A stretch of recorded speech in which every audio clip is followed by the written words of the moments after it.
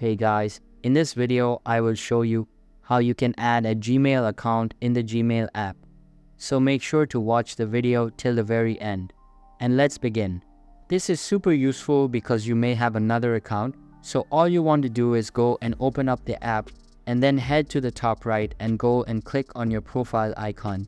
You go and see your current account there and then manage your Google account, and you've got a few more options. What you want to do is click on add another account, and then it says set up email, and we can get a few different choices of different email accounts we could add. But in this case, you want to go and add a Gmail account. So go and click on Google. It will some moments to load up, and then all you need to do is go and enter in the email of the account which you wish to sign into.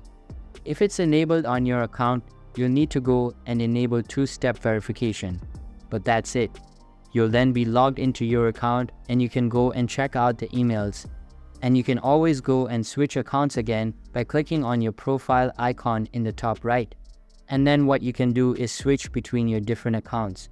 And what you can do as well is click on the three lines in the top left, and you can then click on all inboxes, which will put all your emails in one inbox, which you can browse through.